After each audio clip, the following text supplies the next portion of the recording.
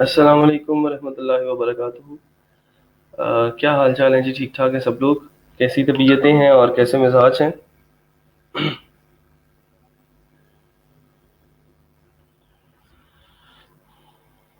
और कल क्या किया था? कल हमने क्या चीज़ें डिस्कस की थी, याद करवा दें ज़रा। अल्हम्दुलिल्लाह जी, मैं ठीक ठाक हूँ, करम है अल्लाह का शुक्र। और आप लोगों की दुआएं।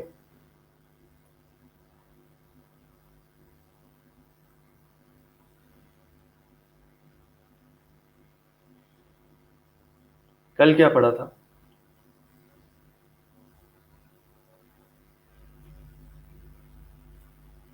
हाँ, सी एस एस डिस्कस की थी, ठीक है, गुड। अच्छा, सी एस एस में कुछ चीज़ें थी जो हमने इम्पोर्टेंट चीज़ें डिस्कस की हैं, और थोड़ा सा अगर मुझे आप लोग बता दें कि वो क्या होती हैं। सबसे पहले मुझे ये बताएं कि इंटरनल सीएसएस क्या होती है।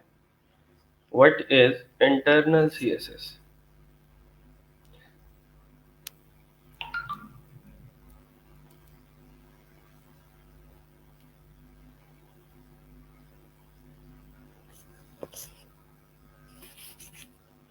ठीक है।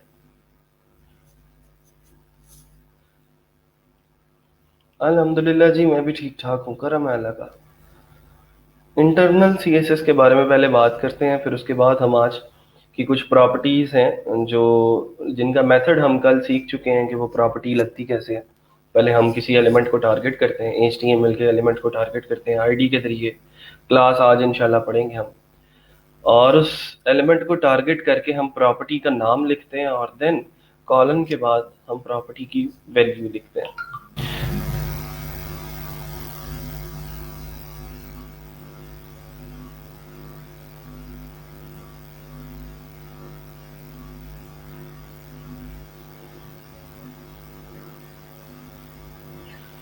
सर, जो उसी सबलाइन फाइल में H1 या जिसको भी लगे स्टाइलिंग नहीं, मैंने बोला है इंटरनल सीएसएस।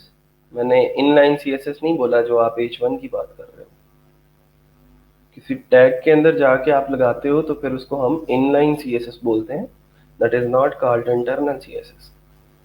हाँ, ये मोहम्मद सालेह हैं, उन्होंने लिखा है कि internal CSS use style tag in head then do all CSS coding there. ठीक है, हम एचटीएमएल फाइल के अंदर ही हेड के टैग में करते हैं। गुड नवीद, वालेकुम अस्सलाम। इसमें हेड के टैग के अंदर अलग सेक्शन बना के कोडिंग करते हैं, ठीक है जी। ठीक। टाइटल के टैग में जाके कोडिंग नहीं करते बेटा, स्टाइल के टैग में जाके कोडिंग कोडिंग करते हैं, राना तौसीफ साहब। We put style tag under head section. ठीक है।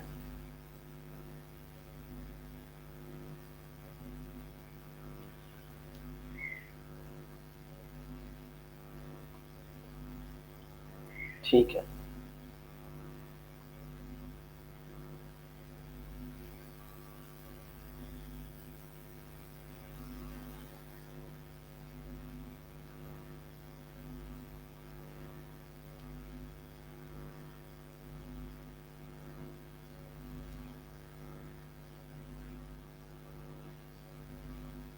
गुड। ठीक। अच्छा, अब मुझे ये बताएं कि एक्सटर्नल सीएसएस और इनलाइन सीएसएस, इन दोनों में से किसकी प्रेफरेंस ज्यादा है, एक्सटर्नल की या फिर इनलाइन सीएसएस की?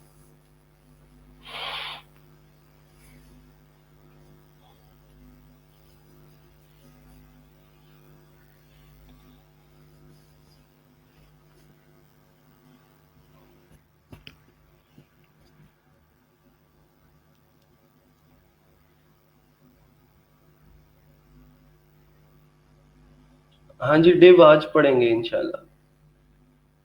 अभी डिव की बारी नहीं आई।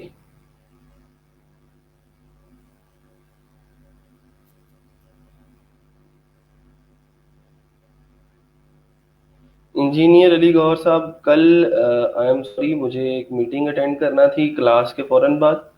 क्लास में मुझे याद नहीं था कि मैं मीटिंग का टाइम ऑलरेडी उनके साथ जो है वो डिसाइडेड था, तो फिर वो मुझे मीटिंग अटेंड करना पड़ गई। इस वजह से मैं आपको लाइव नहीं ले सका टीम व्यूवर पे। आज इंशाल्लाह लाजमी आपके सारे मसले मसाइल को देख लेते हैं।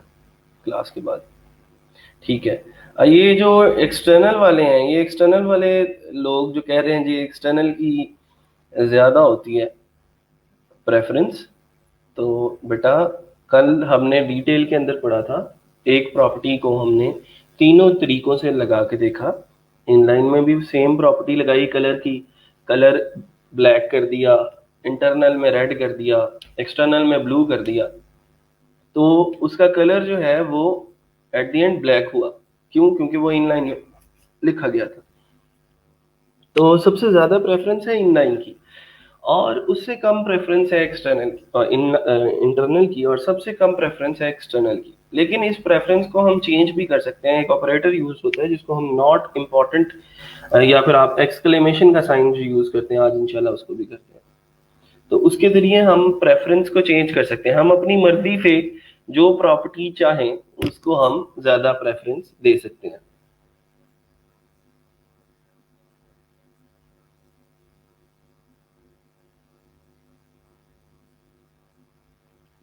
सर एक क्वेश्चन है कि कल जैसे आप सीएसएस की प्रॉपर्टीज ऑटो सेलेक्ट क्या मतलब? मैंने आप लोगों को एक बताया था, एमिट की एक्सटेंशन है, वो आप लाइन पे इंस्टॉल कर लें। ठीक है, तो मैं FON इतना सा लिखता हूँ तो वो फॉन्ट की सारी प्रॉपर्टीज मुझे दिखा देता है कि फॉन्ट के अंदर ये चीजें हैं। तो एमिट की वो एक्सटेंशन है, एक स्निपेट उसको बोलते हैं, उसको मैंने बताया भी था कैसे इंस्टॉल करना है। तो आप लोग उसका यूट्यूब पे छोटा सा एक ट्यूटोरियल देख लें 2 मिनट का, तो वो आप एमिट का जो है वो इंस्टॉल कर सकते हैं। उसे फिर उससे ये होगा कि सबलाइम आपको सजेशन दे दिया करेगा कि ये प्रॉब्लम, ये वाला जो टैग है आप ये लिखना चाह रहे हैं या ये लिखना चाह रहे हैं, उसमें से फिर आप सेलेक्ट कर सकते हैं।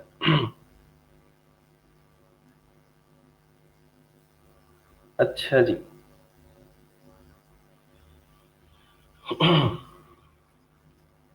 हम चलते हैं आज एक डिजाइन आर्टिकल्स, एक वेबसाइट है, जिस वेबसाइट के ऊपर मैंने आप लोगों को कहा था कि एक आप जो है वो एक आर्टिकल को फॉर्मेट करेंगे।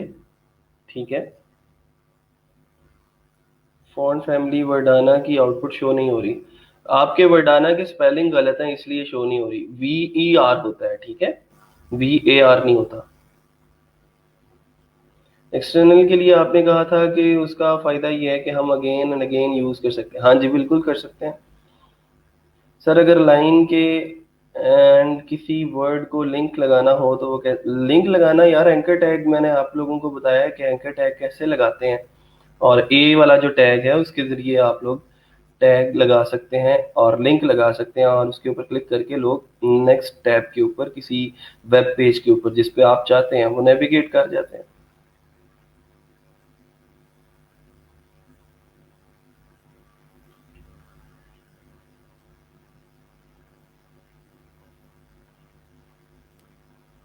चले, मैं यहाँ पे कुछ लिखता हूँ, लेट सपोज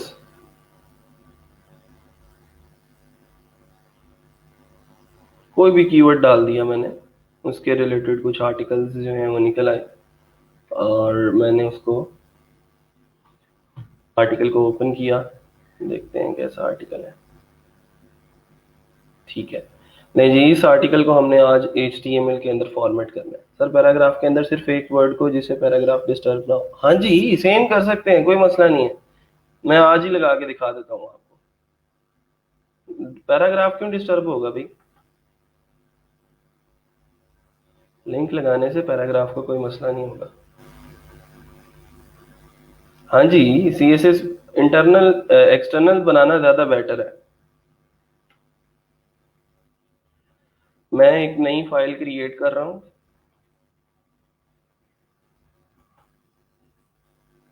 ठीक है, इसको मैं सेव कर रहा हूँ।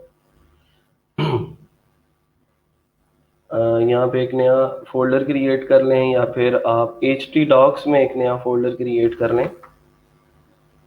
न्यू फोल्डर हम बना लेते हैं आर्टिकल के नाम से, ARTICLE, और उस फोल्डर के अंदर हम इस फाइल को रखते हैं health.html के नाम से।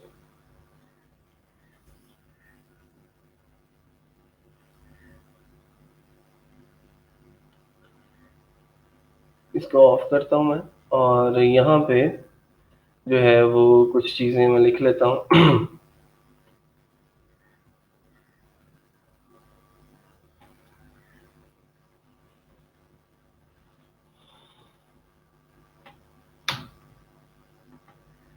Document.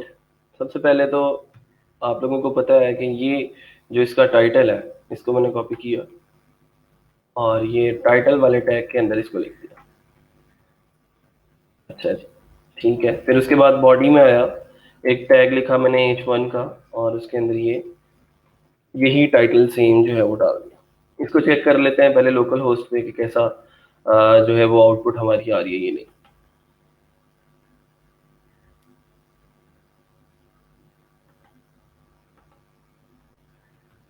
Local host slash, folder का नाम था आर्टिकल, स्लैश, फाइल का नाम था हेल्थ, health.html। ये देखें जी, इसका टाइटल जो है वो अब लग चुका है, और यहाँ पे भी ब्राउज़र के टैब के अंदर भी वो आपका जो टाइटल है वो आ रहा है इस टाइटल के टैग की वजह से, और ये H1 का जो आउटपुट है वो ये है। अब नीचे कुछ पैराग्राफ्स हैं, ठीक है, उन पैराग्राफ्स को भी ले लेते हैं साथ साथ। ये सारे पैराग्राफ्स हमने बनाने हैं। टेक्स्ट कॉपी कर लिया था हमने? नहीं किया था, चलो दोबारा कर लेते हैं।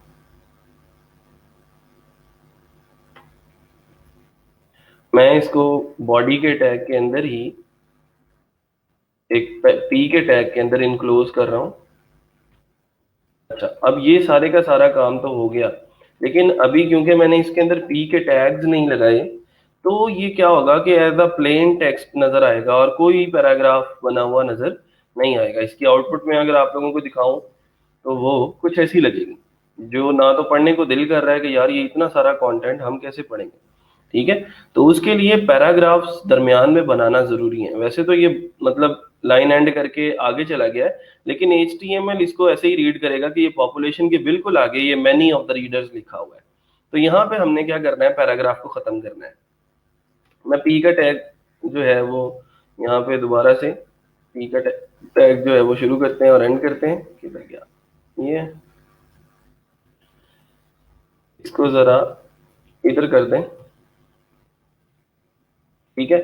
तो मतलब अब ये होगा कि ये पी का टैग यहाँ से शुरू हो रहा है और यहाँ पे एंड हो रहा है, और आगे से ये पी का टैग शुरू हो रहा है। अगर मैं इसी को कॉपी करके हर पैराग्राफ के एंड पे फेंकना शुरू कर दूं ना, तो ये मेरे पैराग्राफ्स बनते जाएंगे कि हर एक पैराग्राफ वहां से शुरू होगा और आगे एंड होता जाएगा।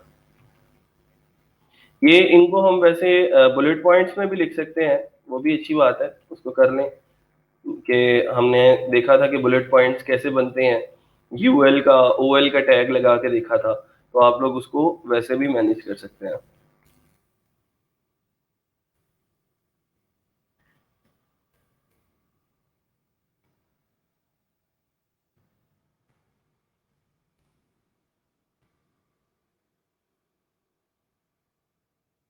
और ये अगर आपने हेडिंग देनी है तो इसको एज अ हेडिंग हम लिख लेंगे गवर्नमेंट, ये लोकल गवर्नमेंट आ गई, ठीक है। तो इसको भी हम H1 के H2 के टैग के अंदर लिख सकते हैं।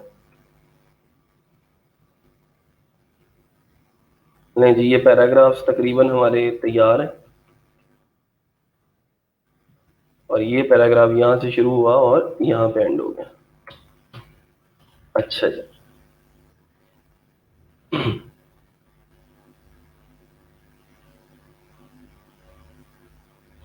सर अगर टेक्स्ट के साथ वीडियो भी ऐड करने के लिए कौन सा टैग यूज करना पड़ेगा? वीडियो के लिए टैग होता है आई फ्रेम का, वो भी मैं आज बता देता हूँ।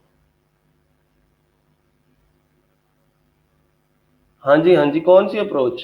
किस अप्रोच की बात कर रहे हो, पैराग्राफ्स लिखने की? ये तो प्रैक्टिस के लिए मैं आप लोगों को बता रहा हूँ।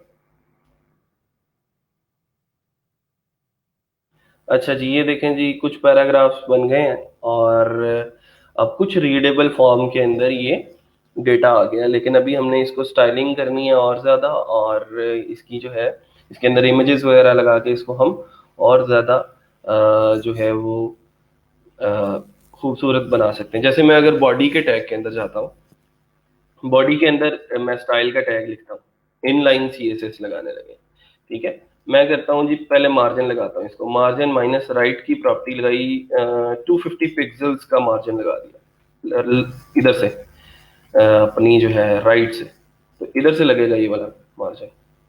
रिफ्रेश किया तो ये मार्जिन इधर से लग गया। मैं चाहता हूँ इधर से भी लगे ताकि ये टेक्स्ट दरमियान में आ जाए, तो क्या करूंगा मैं, मार्जिन माइनस लेफ्ट, उसको भी मैं 250 पिक्सल्स कर देता हूँ। नहीं जी, 250 पिक्सल्स का मार्जिन वो भी लगा दिया। नहीं जी, 250 पिक्सल्स का मार्जिन इधर से भी लग गया। उससे ये होगा कि चलो थोड़ा सा रीडेबल हो जाएगा। अच्छा, ये टेक्स्ट जो है वो देखें, थोड़ा सा आड़ा तिरछा, कोई लाइन पीछे खत्म हो जाती है, कोई आगे जाके खत्म होती है। तो अब जो है हमने ये करना है कि इसके लिए हमने कौन सी प्रॉपर्टी यूज करनी है, मुझे बताएं कि आपने अगर इस टेक्स्ट को बराबर चाहते हैं कि हर जगह पे खत्म हो, तो कौन सी प्रॉपर्टी यूज करते हैं? क्या बताया था मैंने?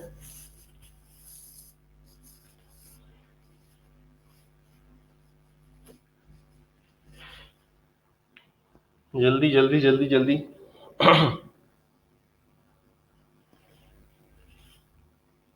जस्टिफाई, जस्टिफाई तो चले वैल्यू है ना, प्रॉपर्टी कौन सी है? जस्टिफाई तो कर लिया, कलर को जस्टिफाई करेंगे, इसके किसको करेंगे ये भी बताएं। जस्टिफिकेशन तो वैल्यू है उसकी, मुझे प्रॉपर्टी का नाम चाहिए।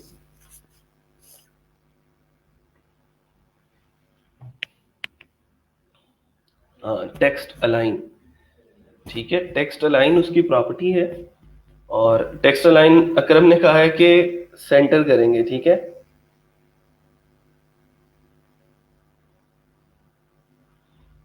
मैं यहां पे लिखता हूं टेक्स्ट अलाइन जस्टिफाई। टेक्स्ट की जो अलाइनमेंट है उसकी जरा जस्टिफिकेशन कर लो। रिफ्रेश करते हैं तो देखें जरा, आप एग्जैक्ट एक ही जगह पे वो जो कंटेंट है वो एंड हो रहा है। ठीक है, तो उसे जरा प्रोफेशनल लगता है। अब हम क्या करते हैं जी, कुछ ये जो है अपने ये लिस्ट आइटम्स के अंदर इनको डाल देते हैं।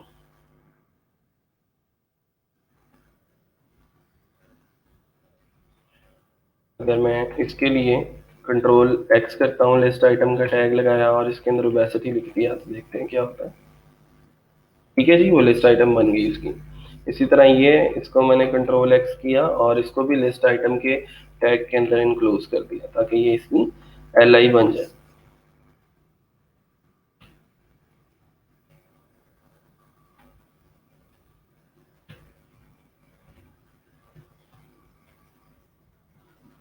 ठीक है जी, ये भी हो गया। फिर नीचे चलते हैं जरा, तो ये हेडिंग्स हम इनकी बना सकते हैं। जैसे गवर्नमेंट है तो गवर्नमेंट को अगर हम H2 में लिख दें, क्योंकि एक हेडिंग हमने ऊपर H1 में लिख दी है, इसको हम H2 में लिख देते हैं।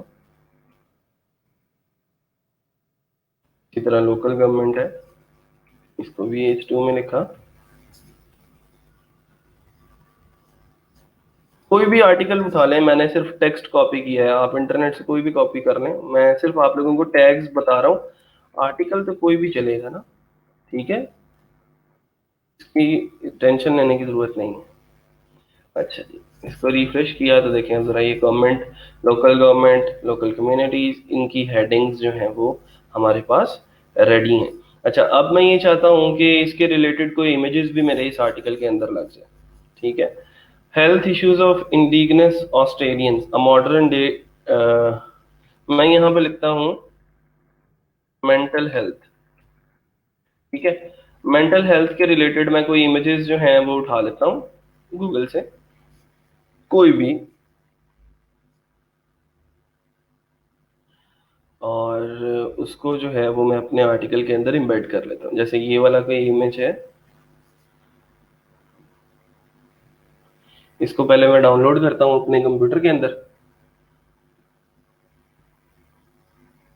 अगर हो जाए तो।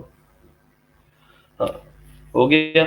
ये मेरा इमेज जो है यहाँ पे डाउनलोड हो गया। अब मैंने इसको चाहूँ तो अपने कंप्यूटर से ही अपलोड कर दूँ, लेकिन मैं क्या करता हूँ, मेरी जो प्रैक्टिस है वो यही है कि मैं इस इमेज को इंटरनेट पे कहीं पे किसी भी वेबसाइट के ऊपर अपलोड करके उसका लिंक जो है वो लगाता हूँ सोर्स के अंदर।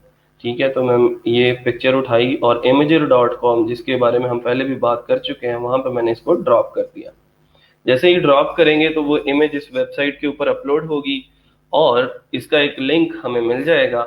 जैसे ही वो कहेगा अपलोड कंप्लीट, तो मैं इस पिक्चर के ऊपर आके राइट क्लिक करूंगा और open image in new tab, new tab के अंदर ओपन करेंगे तो उस इमेज का यूआरएल हमें मिल जाएगा।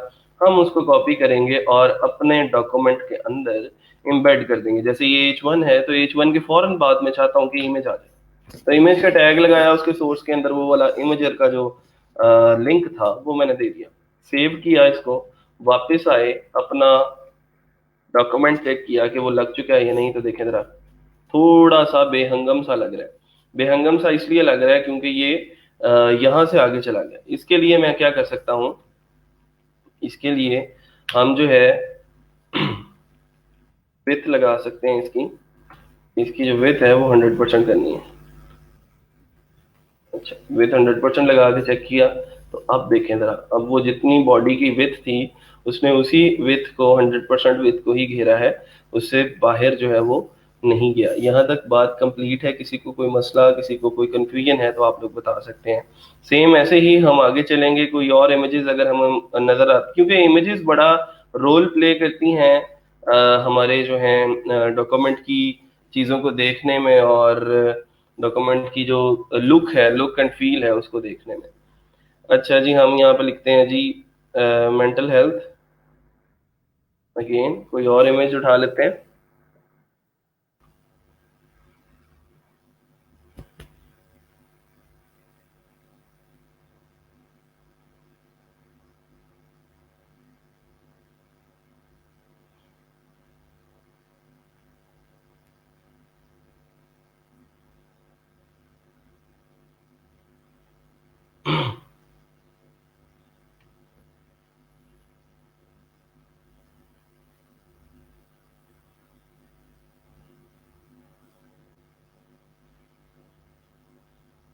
हाँ, मैं एक और पिक्चर लगा के दिखा रहा हूँ आप लोगों को, फिर सारी चीजें रिपीट हो जाएंगी। हम्म। चलें जी, इस पिक्चर को उठाते हैं। उसने दिल का और दिमाग का एक कनेक्शन बनाया हुआ है। तो open image in new tab, ऐसे कर लें। आप डायरेक्ट इसका भी लिंक लगा सकते हैं, लेकिन मैं नहीं चाहता कि किसी और वेबसाइट का लगे लिंक।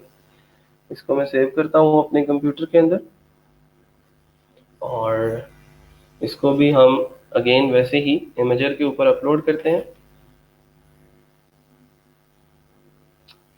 इमेजेस का कॉपीराइट इशू होता है, उसके लिए क्या उसके लिए सोल्यूशन यही है कि बेटा आप अपने इमेजेस क्रिएट करो, कैनवा का प्रो अकाउंट आपके पास है, ठीक है।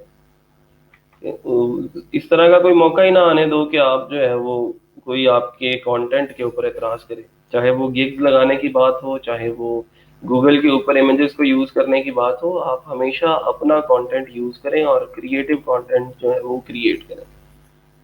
कहीं पे भी इमेज का टैग यूज किया और मैंने इमेजर का वो लिंक जो था वो यहाँ पे लगा दिया, बस इतना सिंपल सा काम है। हाँ जी, लग सकता है फहीम, बिल्कुल लग सकता है। देखें, मैं आपको एक चीज क्लियर कर दूं कि प्रोग्रामिंग के अंदर, कोड के अंदर और वेब डेवलपमेंट के अंदर जो चीज आप सोच सकते हैं ना, वो आप बना सकते हैं। इसको अपने दिमाग के अंदर बिठा लें कि आपने जो कंटेंट सोच लिया है ना, वो अब आप क्रिएट कर सकते हैं, उसकी डिजाइनिंग कर सकते हैं। देखिए कितना बड़ा ये जो है वो इमेज हो गया। हमने इसको बॉडी के मुताबिक सेट करना है, तो इसकी जो विड्थ है वो हम 100% कर देते हैं।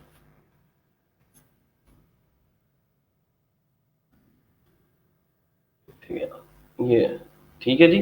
तो यहाँ तक चीजें क्लियर, आई थिंक सो।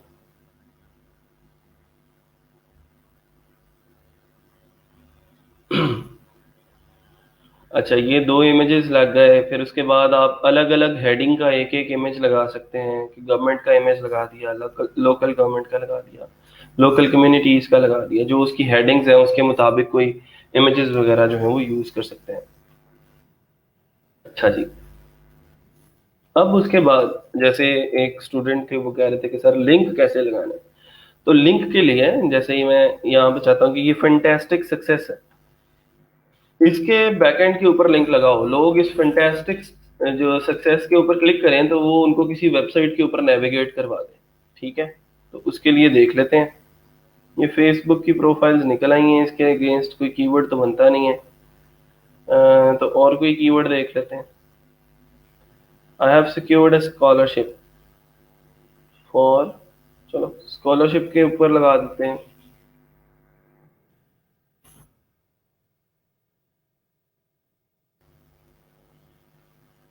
ये स्कॉलरशिप पोर्टल डॉट कॉम की कोई वेबसाइट है या एचईसी की वेबसाइट है। अगर मैं चाहता हूँ कि लोग स्कॉलरशिप के ऊपर क्लिक करें तो इस वेबसाइट के ऊपर नेविगेट कर दें, तो उसका लिंक मैं कॉपी कर लेता हूँ और अपनी कोड वाली फाइल के अंदर आके मैं वो वर्ड ढूंढता हूँ स्कॉलरशिप का, वो किधर था, यही है, I have secured a scholarship. ठीक है। अच्छा, इस वर्ड से पहले मैंने क्या करना है, एंकर टैग लगाना है, ए टैग जिसको हम बोलते हैं, ए लिख के मैंने टैग दबा दिया। तो ये जो एच आर एफ है, एच आर एफ के अंदर मैंने वो वेबसाइट का यूआरएल डालना है जिस वेबसाइट के ऊपर मैं यूजर को नेविगेट करवाना चाहता हूँ। और ये जो, ये वाला जहाँ पे कर्सर ब्लिंक कर रहा है, इस जगह के ऊपर हमने वो कीवर्ड डालना है जिस कीवर्ड के ऊपर हम चाह रहे हैं कि लोग क्लिक करें और स्कॉलरशिप वाले पेज पे जाएं। तो मैं स्कॉलरशिप को वहां से काट के यहाँ पे प्लेस कर देता हूँ। ठीक है। तो ये अब क्या होगा, अब आते हैं वापस, चेक करते हैं।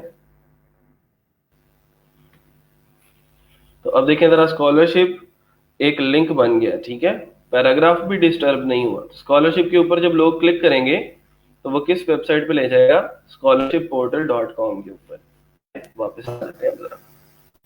इसी तरह अगर हमने चाहना है कि अगर इसको न्यू के अंदर ओपन करना है तो हमारे पास यहाँ पे एक प्रॉपर्टी की target equal to underscore blank.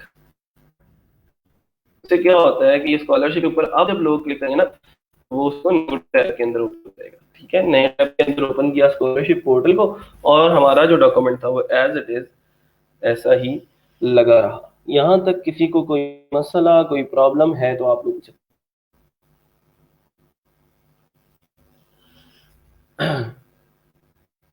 अच्छा जी, सर पिक क्लिक करें तो उससे रिलेटेड इंफॉर्मेशन ओपन हो जाए, ये भी हम ऑलरेडी क्लास के अंदर डिस्कस कर चुके हैं, लेकिन चलें फिर दोबारा से बता देता हूँ। मैं एक और पिक्चर जो है वो ढूंढता हूँ यहाँ से, हम गवर्नमेंट के रिलेटेड। ये जैसे हमारे पास ये गवर्नमेंट, ठीक है, मैं इस गवर्नमेंट के रिलेटेड कोई पिक्चर गूगल पर ढूंढ लेता हूँ।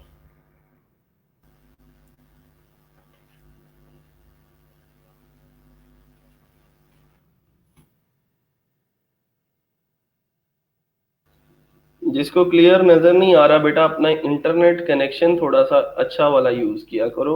मेरे पास जो इंटरनेट कनेक्शन लगा हुआ है वो आपको स्मूथली आवाज और सारी की सारी चीजें, वीडियो जो है वो स्मूथली पहुंचाएगा। और I am sure about about that आप लोगों को अपने इंटरनेट कनेक्शन पे थोड़ा सा वर्क करने की जरूरत है। अच्छा, ये गवर्नमेंट का एक इमेज था, मैंने उठाया, इसको सेव कर लिया और इसको भी इमेजर के ऊपर अपलोड कर दिया ताकि इसका भी मैं लिंक ले सकूं।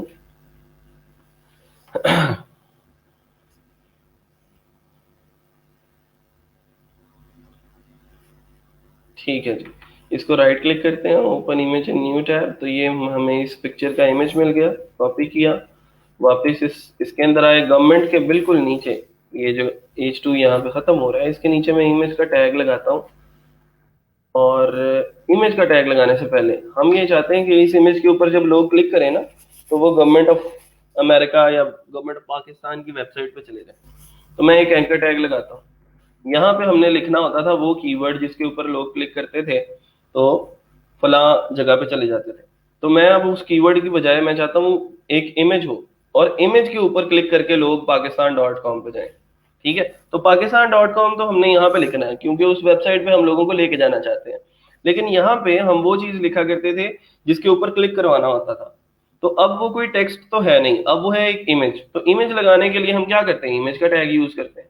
तो इमेज का टैग यूज किया और उसके सोर्स के अंदर वो इमेज दे दिया जिसको हम यहाँ पे दिखाना चाहते हैं। अच्छा जी, इमेज लग गया। अब यहाँ पे आते हैं वापस, रिफ्रेश करते हैं तो ये देखें गवर्नमेंट के बिल्कुल नीचे एक इमेज जो है वो लग चुका है। इसकी विड्थ जो है वो हम कर देते हैं बराबर जरा।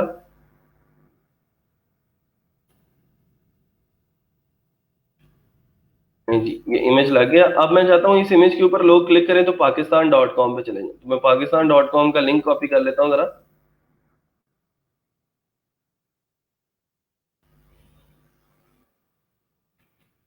तो इसके href के अंदर हम pakistan.com वाला लिंक दे देते हैं। रिफ्रेश किया,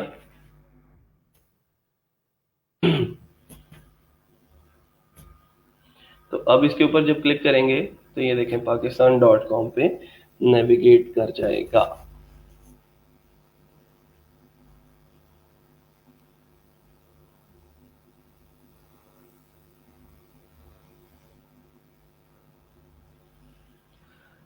इब्ने आदम का एक सवाल है कि वो अंडरलाइन हो जाता है। अंडरलाइन हम एक लिंक की पहचान होती है कि वो अंडरलाइन है, ठीक है, और वो लिंक लगता ही तब है और लोग क्लिक भी उसके ऊपर तब भी करेंगे कि जब उनको पता लगेगा कि यार ये एक वाकई लिंक है और इसके अंदर कोई मोर इन्फॉर्मेशन जो है वो हो सकती है। ठीक है, तो वो हर एक अब आप अगर कहें कि H1 जो है वो H2 इतनी बड़ी क्यों हो जाती है, उसको अगर छोटा करना हो तो क्या करेंगे?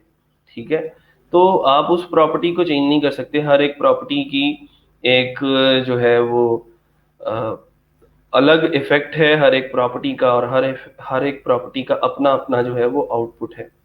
ठीक है, तो इसको भी अगर हम ओपन इन न्यू टैब करना चाहते हैं तो इस एंकर टैग के अंदर आके हम इसको target is equal to underscore blank की प्रॉपर्टी लगा देते हैं। अच्छा जी, ये तो हो गया हमारा डॉक्यूमेंटेड डिजाइन।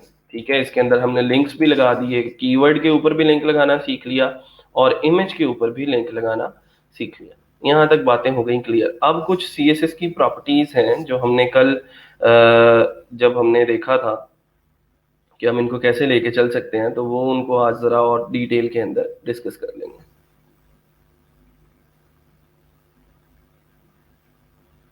हाँ जी, ब्लिंकिंग इफेक्ट लग सकते हैं। एंकर टैग की कुछ CSS की प्रॉपर्टीज हैं, उनके अंदर हम जाके लगा सकते हैं। अच्छा जी, कल कुछ चीजें डिस्कस हुई थी सर। अगर टेक्स्ट साइज इंक्रीज करना हो तो प्लीज एक दफा बता दो। चलें जी, मैं बता देता हूँ।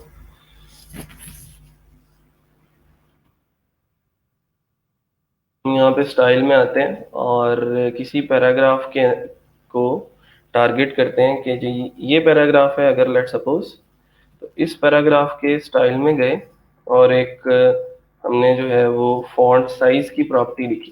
ठीक है, फॉन्ट साइज हम इसका चाहते हैं कि जी ये 50 पिक्सल्स हो जाए। अच्छा, चेक करते हैं कितना होता है 50 पिक्सल। पहले ये चेक कर लें कि कौन सा पैराग्राफ है। ये जो बुलेट पॉइंट्स लगे हैं उनसे ऊपर वाला पैराग्राफ है, तो ये वाला है। ठीक है, इसको रिफ्रेश करता हूँ अब मैं, तो देखें जरा उसने फॉन्ट साइज जो है वो उसका इंक्रीज कर दिया। That simple. ठीक है, और क्या मुश्किल आ रही है?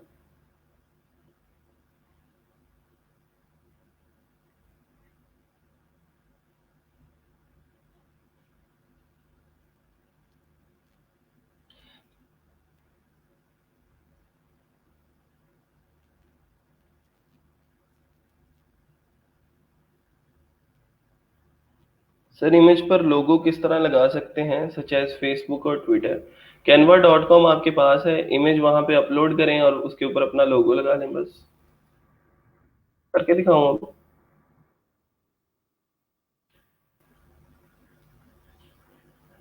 सर फहीम कह रहे हैं कि सर जस्ट एक लाइन का फॉन्ट साइज इंक्रीज करना हो अगर, मैं यहाँ से इसकी प्रॉपर्टी को खत्म कर रहा हूँ।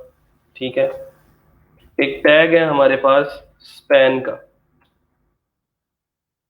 स्पैन का टैग क्या करता है, मैं यहाँ से स्पैन का टैग शुरू करता हूँ और यहाँ से स्पैन का टैग एंड करता हूँ, और जहां तक मुझे जिसका साइज इंक्रीज करना है मैं वहां तक उसको लेके जाता हूँ।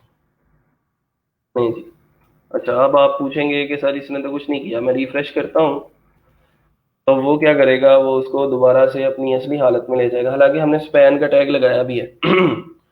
स्पैन का टैग लगाने के बाद मैं, स्पैन का टैग खुद तो कुछ नहीं करता, लेकिन इस टैग के अंदर जिस जिस टेक्स्ट को हम जो है इनक्लोज कर देते हैं उसके ऊपर हम कोई भी अपनी मर्जी से प्रॉपर्टी लगा सकते हैं। मैं स्टाइल के अंदर जाके देन इसका फॉन्ट साइज जो है वो 50 पिक्सल्स या 40 पिक्सल्स कर देता हूँ।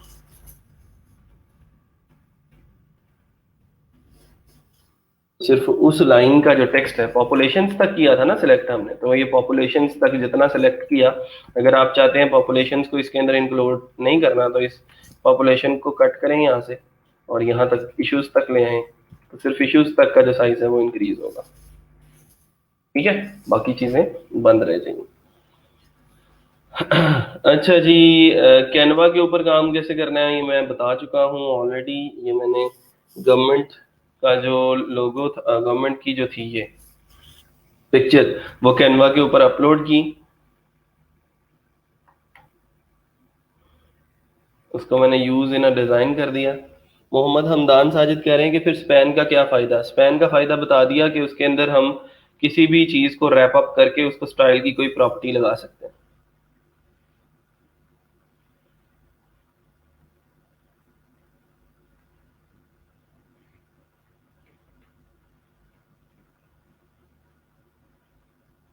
अच्छा, अब इसके ऊपर अगर आपने इमेज लगाना है मेरा, सॉरी लोगो लगाना है अपना, तो आप सिंपली अपना जो भी कोई लोगो शोगो है अगर आपके पास तो आप लगा सकते हैं। मेरे पास अब पता नहीं कोई लोगो पड़ा हुआ है कि नहीं।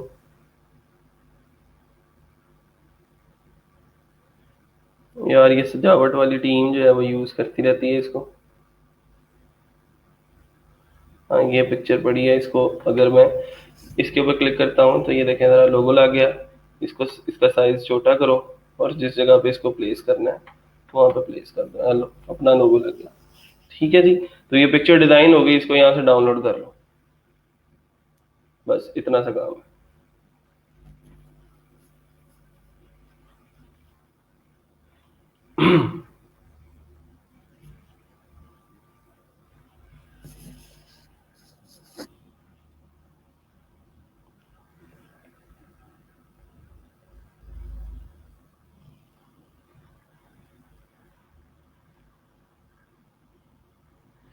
ठीक है जी, ये लोगो लग गया हमारा सजावट हाउस का इसके ऊपर।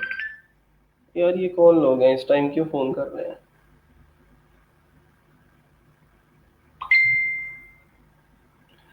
हाँ जी, हो जाएगा अल्लाह के बंदे। एंकर टेक्स्ट नहीं सिखाया तुझे? एंकर टेक्स्ट लगाओ इसके ऊपर, इस इमेज के ऊपर, सिंपल।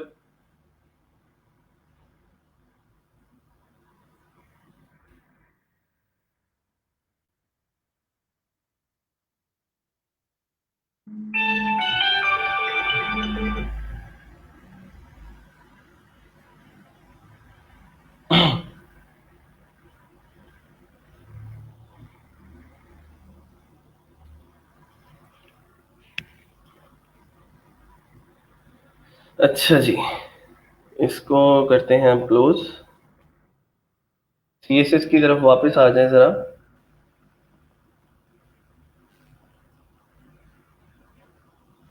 और इसके ऊपर हमने कुछ चीज़ें पढ़ी थी कल। फॉन्ट साइज हम परसेंटेजेस के अंदर भी मैनेज कर सकते हैं। मैंने फॉन्ट साइज को पिक्सल में किया, आप लोग परसेंटेज में भी इसको लेके चल सकते हैं। ठीक है, फिर उसके बाद हमारे पास टेक्स्ट की कुछ और प्रॉपर्टीज़ हैं। जैसे अगर मैं अपने सबलाइन में आता हूँ, इसको हम जो है वो ख़त्म कर देते हैं। हमने इसको 40 पिक्सल्स नहीं लेना, बड़ा भद्दा सा लगता है ये। ठीक है। अच्छा, अब कुछ सी एस एस की प्रॉपर्टीज डिस्कस कर लेते हैं और फिर उसके बाद हम आगे चलते हैं। एक प्रॉपर्टी है जी हमारे पास टेक्स्ट डेकोरेशन की, स्टाइल के टैग के अंदर लगेगी, हमेशा याद रखें। Style is equal to text minus decoration. ठीक है, इसकी कुछ चीजें हैं। ओवरलाइन कर सकते हैं। ओवरलाइन का मतलब ये होता है कि उसके ऊपर हम लाइन लगा सकते हैं। ठीक है, ओवरलाइन क्या करेगा कि टेक्स्ट के ऊपर लाइन लगा देगा, उतने टेक्स्ट के ऊपर लाइन लग जाएगी, ये देखें जरा। ठीक है, तो इश्यूज तक सिलेक्ट किया था स्पैन ने। ठीक है, और इश्यूज तक सिलेक्ट करके उसके ऊपर लाइन लगा दी। अगर मैं ओवरलाइन की बजाय इसको अंडरलाइन करना चाहता हूँ तो अंडरलाइन भी कर सकता हूँ कि नीचे लाइन लग जाए। ये नीचे लगा, लाइन लगा दी हमने। और फिर उसके बाद इसकी एक और वैल्यू होती है जिसको हम बोलते हैं लाइन थ्रू। ठीक है, लाइन थ्रू क्या करता है कि उस टेक्स्ट के ऊपर लाइन लगा देता है, मतलब वो काट देता है, जैसे कटा हुआ टेक्स्ट होता है ना। और जैसे मैंने आपको एग्जांपल दी थी कि वो जो है अपना सजावट डॉट हाउस के ऊपर प्राइस लिखी होती है कि इसकी एक्चुअल प्राइस इतनी है, लेकिन हम इसको जो है वो से डिस्काउंट के बाद इतने के अंदर सेल कर रहे हैं। तो चेक करते हैं जी उसको ज़रा, रिफ्रेश किया। अब देखिए उसने उस टेक्स्ट के ऊपर ही लाइन लगा दी है, ठीक है, उतना टेक्स्ट काट दिया उसने। यहाँ तक अगर किसी को कोई मसला है तो आप लोग बता सकते हैं। CSS और HTML में क्या डिफरेंस है? Very good. अभी तक का बेहतरीन सवाल पूछा गया है इस क्लास की तारीख में और हिस्ट्री में। वो कहते हैं ना, सारी रात रोंदे रहे तो सवेरे मरिया कोई नहीं। तो वो हमारा हिसाब है कि अभी तक हमें CSS और HTML में डिफरेंस समझ में नहीं आया। ये मेरा ख्याल है कि क्लास के अंदर 36 दफ़ा ये चीज़ डिस्क्राइब हो चुकी है और तब से हम लोग इम्प्लीमेंट कर रहे हैं। जब मैं कहता हूँ ना कि साथ साथ चीज़ों को इम्प्लीमेंट करते जाया करो, तब आप लोगों का उस तरफ कोई ध्यान नहीं होता।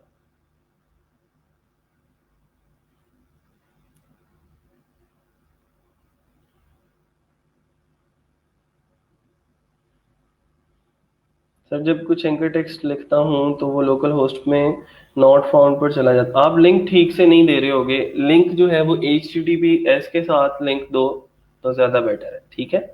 सर ये वर्ड डॉक्यूमेंट प्रॉपर्टीज मैं अपलोड कर दूंगा। ये जो प्रॉपर्टीज हम क्लास में डिस्कस कर रहे हैं और जितना भी कोड कर रहे हैं, मैं ये गिटहब के ऊपर अपलोड करके आप लोगों को इसका जो लिंक है वो मैं दे दूँ। सर CSS को एक्सटर्नल CSS में अप्लाई करा दें। अब CS जितना जैसे मर्जी करो, अब आपकी मर्जी है। ये लॉजिक कंट्रोल N करते हैं हम, एक नई फाइल क्रिएट करते हैं style.css की,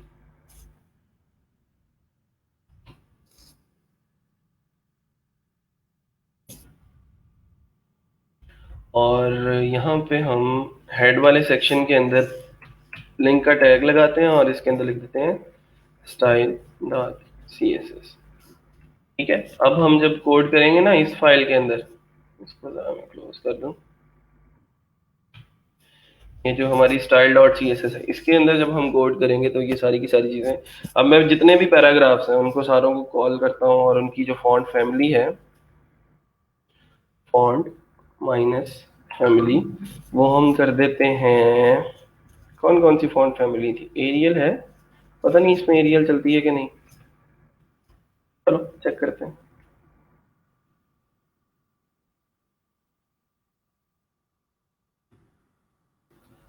नहीं,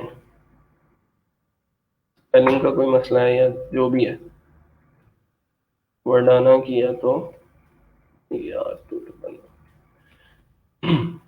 ये देखें सारे जितने भी पैराग्राफ्स थे उनकी जो फॉन्ट फैमिली है वो चेंज हो गई। एक और फॉन्ट फैमिली थी, उसका नाम था हेलवेटिका, HELVETICA।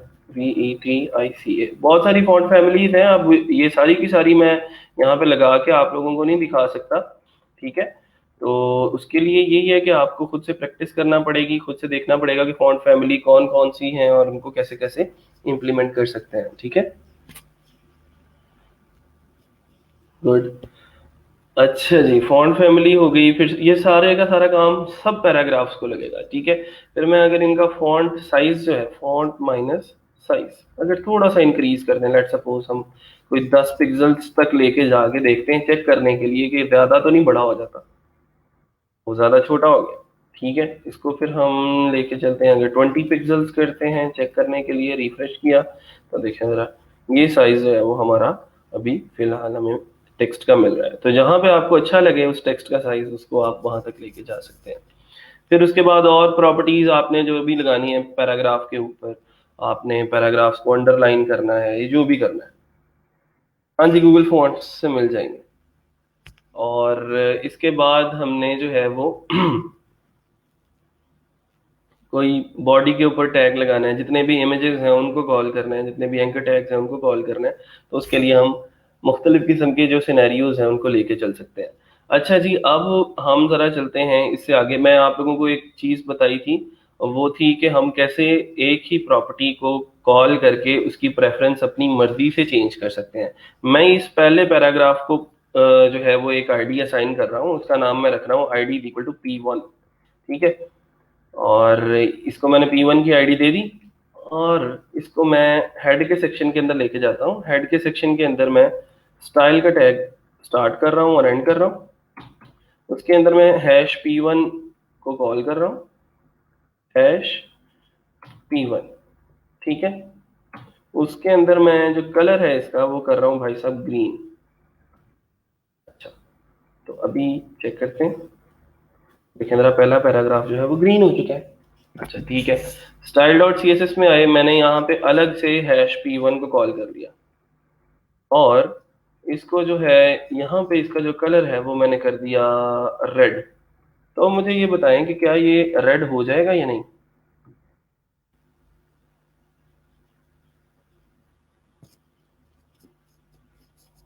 मैंने style dot C S S जो यूज की है एक्सटर्नल, उसके अंदर मैंने इसको रेड किया है और जो इंटरनल यूज किया है उसके अंदर मैंने इसको ग्रीन किया है। तो फाइनल आउटपुट क्या होगी हमारी।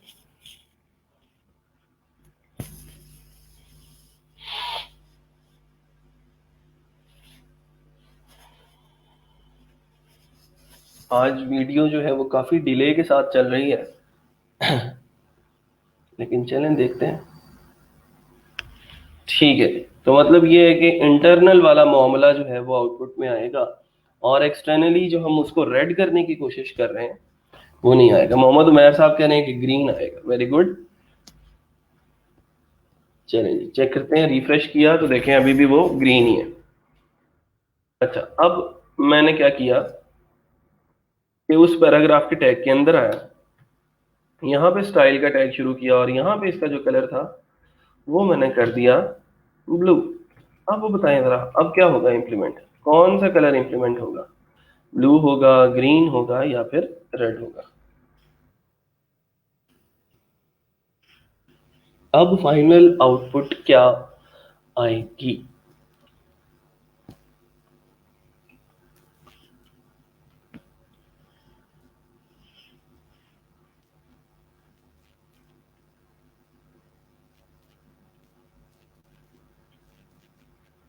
उमैर साहब कह रहे हैं ब्लू आएगा, बाकी सब लोग किधर हैं।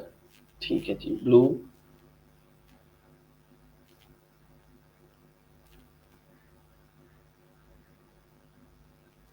ठीक है, चलें जी आगे चलते हैं, जरा चेक करते हैं, देखते हैं इसको। तो देखें जरा, उसका कलर जो है वो अब ब्लू हो चुका है। क्यों? क्योंकि हमने ये पढ़ा था कि सबसे ज्यादा जो हमारी होती है प्रेफरेंस वो इनलाइन सीएसएस की होती है। इनलाइन सीएसएस के बाद इंटरनल होता है और इंटरनल के फौरन बाद जो है वो एक्सटर्नल आता है एंड पे। लेकिन अगर मैं ये चाहता हूँ कि ये जो रेड है ये इम्प्लीमेंट हो जो एक्सटर्नल के अंदर लिखा है और ये जो इनलाइन के अंदर या इंटरनल के अंदर लिखा हुआ है ये इम्प्लीमेंट ना हो, तो मैं रेड के फौरन बाद एक्सक्लेमेशन का साइन लिखता हूँ और उसके आगे मैं इंपॉर्टेंट लिख देता हूँ। क्या लिख देता हूँ? इंपॉर्टेंट। ये जो टैग है नॉट इम्पॉर्टेंट इसको बोलते हैं, लेकिन ये काम क्या करता है कि इंपॉर्टेंट कर देता है इस प्रॉपर्टी को और इसकी प्रेफरेंस सबसे ज्यादा बढ़ा देता है, चाहे वो एक्सटर्नल के अंदर ही क्यों ना लगी हुई हो। तो colour is equal to red किया और उसको नॉट इम्पॉर्टेंट बोल दिया, तो इसकी अब प्रेफरेंस इससे भी ज्यादा हो गई और इससे भी ज्यादा हो गई। चेक करने के लिए कि ये रेड हुआ है या नहीं, तो रिफ्रेश करते हैं और चेक करते हैं। तो देखें जरा, अब उसका कलर जो है वो रेड हो चुका है और जो हमारी एक्सटर्नल थी हमने उसको फोर्सफुली उसकी प्रेफरेंस को ज्यादा कर दिया। यहां तक किसी को कोई मसला है तो आप लोग पूछ सकते हैं। यही नॉट इम्पॉर्टेंट मैं अगर इंटरनल के साथ लगा देता ठीक है, ये वाला जो ग्रीन है इसके बाद में लगा देता हूँ नॉट इम्पॉर्टेंट, तो वो ग्रीन सबसे ज्यादा इंपॉर्टेंट हो जाएगी फिर। ठीक है, और ग्रीन वाला आउटपुट जो है वो इम्प्लीमेंट हो जाएगा। किसी को कोई प्रॉब्लम, किसी को कोई मसला है तो आप लोग बता सकते हैं। यहाँ तक किस किस ने चीजें इंप्लीमेंट की हैं, साथ साथ किस कौन कौन कोड करता है।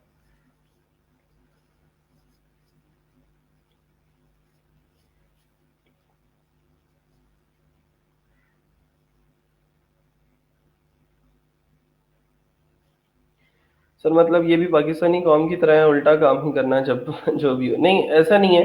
देखें आप, कभी कभार ऐसा होता है कि आप वेबसाइट बना चुके होते हैं वर्डप्रेस में, खास तौर पे जब वेबसाइट बन जाती है तो इंटरनली प्रॉपर्टीज लगी हुई होती हैं वहां पे सारी, तो वो हमें एक एक्सटर्नल शीट दे देते हैं सीएसएस की, जिसके अंदर जाके हमने एक्सटर्नल शीट के अंदर प्रॉपर्टीज लगानी होती हैं। तो कभी कभार हम कोई प्रॉपर्टी लगाने की कोशिश करते हैं, प्रॉपर्टी ठीक लिखी होती है लेकिन इंप्लीमेंट वो इसलिए नहीं होती क्योंकि इनलाइन के अंदर उसकी वैल्यू कोई और हो रही होती है। तो हम क्या करते हैं, एक्सटर्नल के अंदर उसके साथ नॉट इंपॉर्टेंट लगा देते हैं ताकि वो फोर्सफुली ओवरराइड करें इंटरनल के इफेक्ट को या इनलाइन के इफेक्ट को और अपना जो हम लगा रहे हैं उसको इंपॉर्टेंट कर दें।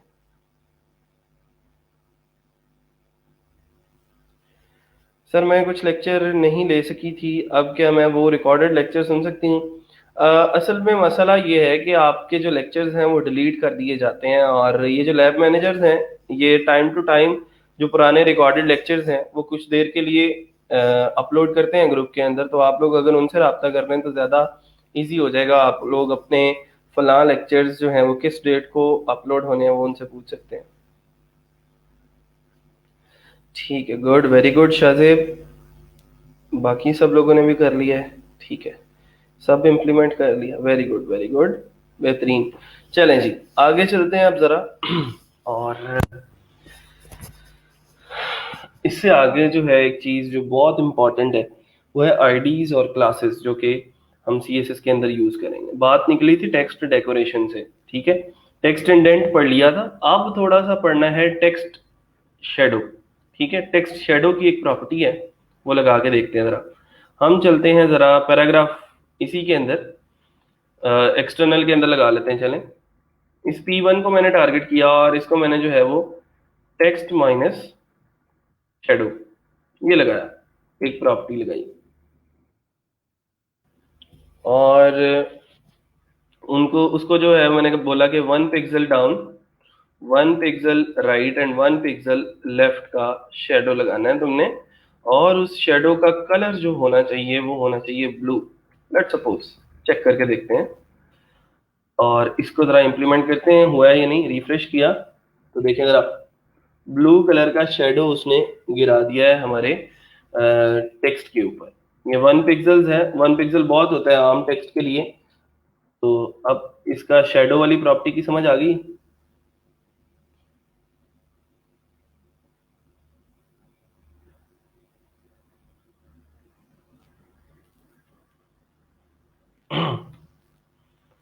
इसी तरह अगर आप सारे पैराग्राफ्स को लगाना चाहते हैं या फिर हेडिंग को किसी को लगाना चाहते हैं, आप सारी हेडिंग्स को कॉल करते हैं यहाँ पे, और इसको इसी प्रॉपर्टी को हम यहाँ पे लिखते हैं। तो देखें ये ब्लू कलर का 1 पिक्सल का उसने जो है वो लगा दिया है शेडो। ये एक अच्छी प्रॉपर्टी है, और आमतौर पे जो हम वेबसाइट डिजाइनिंग जब करते हैं तो उसकी जो मेन हेडिंग है उसके ऊपर लगाने के काम आती है। मेरी एक वेबसाइट थी, अब पावरेटर पे तो नहीं है लेकिन अब वो एक वेबसाइट चल नहीं रही, instantpod.me। वो कोई फड्डा हो गया था किसी कंपनी के साथ, तो वो बंद हो गई। इंस्टेंट पॉट डॉट मी, अब पता नहीं चल रही है कि नहीं, आई डोंट नो। नहीं है, चलें, सस्पेंडेड है। असल में ये था कि उनको ये लग रहा था कि instantpot.com एक वेबसाइट थी जिसके ऊपर इंस्टेंट पॉट्स बिकती थी। हम लोग instantpot.me पे काम कर रहे थे, तो उनको लगा कि शायद ये हमारा नाम यूज कर रहे हैं या फिर ये मुस्तकबिल के अंदर हमारे कंपिटिटर्स बन जाएंगे, तो उन्होंने कोई आई डोंट नो क्या किया है और वो वेबसाइट बंद कर दी। शेडो में डिफरेंट कलर्स भी लगा सकते हैं, हाँ जी लगा सकते हैं, बिल्कुल लगा सकते हैं जी, जो मर्जी लगाएं, आपकी अपनी मर्जी है। अच्छा जी, उसके बाद अगली चीज है जी टेक्स्ट ट्रांसफॉर्म। एक प्रॉपर्टी है टेक्स्ट ट्रांसफॉर्म के नाम से। मैं अगर आपको इसका इफेक्ट दिखाऊं, जैसे ये गवर्नमेंट है तो गवर्नमेंट का जी कैपिटल है, लेकिन बाकी जो है वो सारे का सारा स्मॉल लेटर्स के अंदर आ रहा है। ठीक है, तो मैं क्या करता हूँ कि गवर्नमेंट को कोई आईडी असाइन करता हूँ पहले जाके।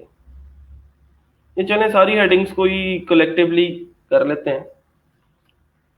टेक्स्ट माइनस ट्रांसफॉर्म, इसकी वैल्यू मैंने दे दी कैपिटलाइज। कैपिटलाइज कर देगा जी सारे के सारे वर्ड्स को।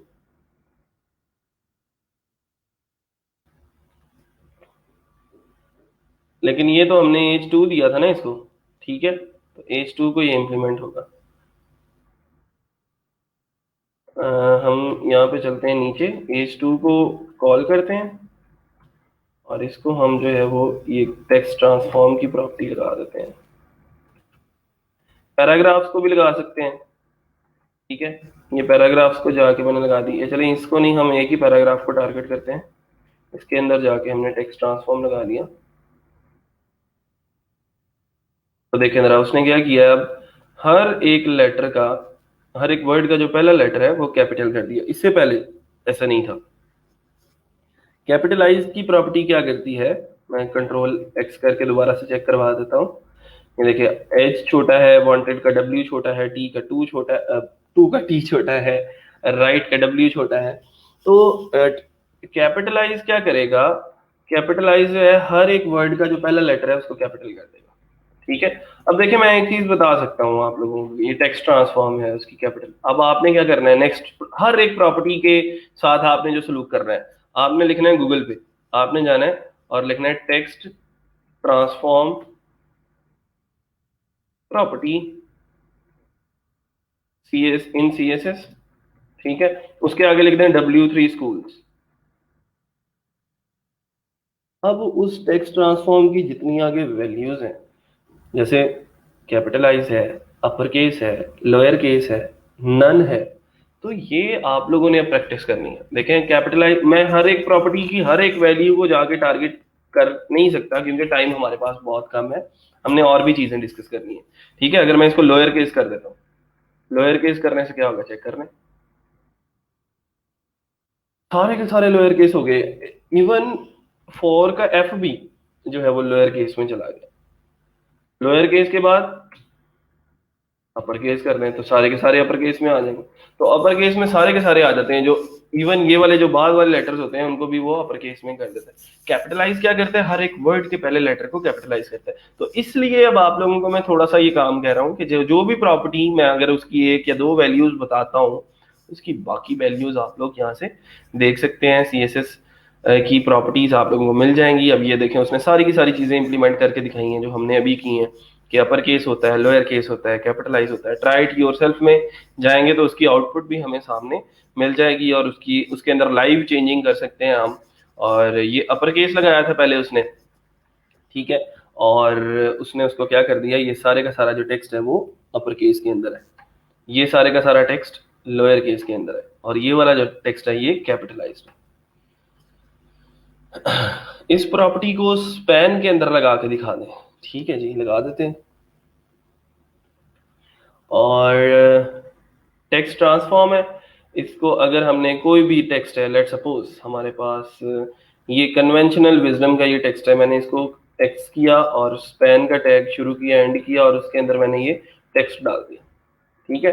अब मैंने उसके अंदर स्पैन के अंदर जाके मैंने इसको स्टाइल का टैग दिया, और स्टाइल के अंदर मैंने इसको बोला कि भाई साहब आप ऐसा करो कि टेक्स्ट ट्रांसफॉर्म हो जाओ, टेक्स्ट माइनस ट्रांसफॉर्म, और इसको मैंने कर दिया कैपिटलाइज या फिर लोअर केस या अपर केस कर देते हैं फिलहाल पहले हम इसको।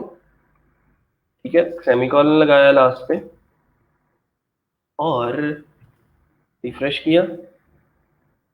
रिफ्रेश करने के बाद उस सेक्शन को फाइंड आउट कर लें जरा, पहले किधर है वो, ये देखें जी, कन्वेंशनल विजडम यही था। तो उतना हिस्सा जो है वो अपर केस के अंदर कन्वर्ट हो चुका है। अब आप इसकी वैल्यूज चेंज करें, लोअर केस में करें, कैपिटलाइज करें, अपर केस करें, अब आपकी अपनी मर्जी है। यहाँ तक किसी को कोई प्रॉब्लम, किसी को कोई मसला है तो आप लोग बता सकते हैं।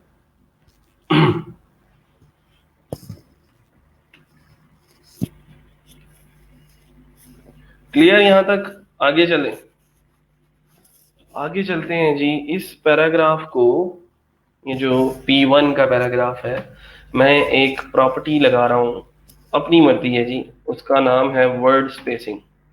वर्ड्स के दरमियान की जो स्पेस है उसको मैनेज करने के लिए, इंक्रीज डिक्रीज जैसे भी आपने उसको मैनेज करना है, आप वर्ड स्पेसिंग का यूज कर सकते हैं।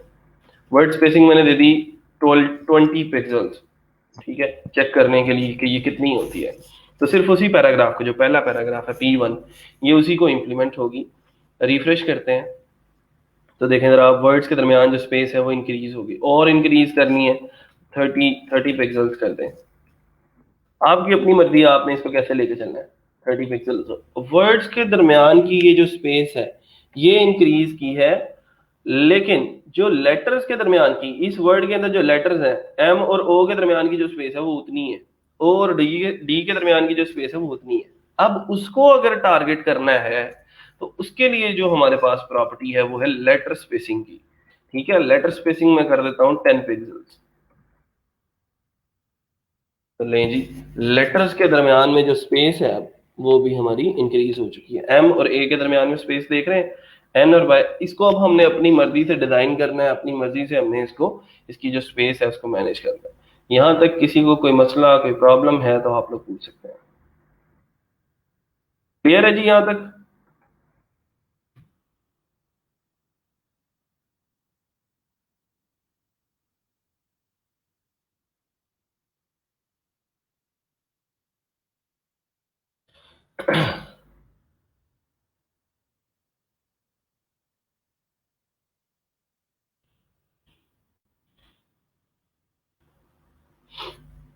Okay, good, very good.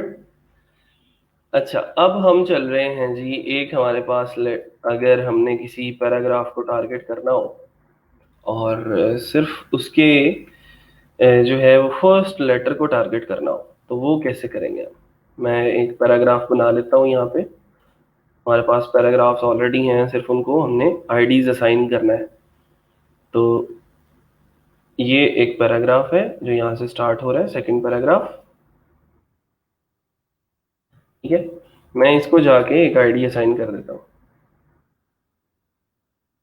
Indentation का जरा ख्याल रख लीजिएगा। ID is equal to P2। ठीक है, P2 इसको मैंने असाइन की, style dot C S S में आया और मैंने इसको यहाँ से यहाँ पे कॉल कर लिया हैश P2 के नाम से।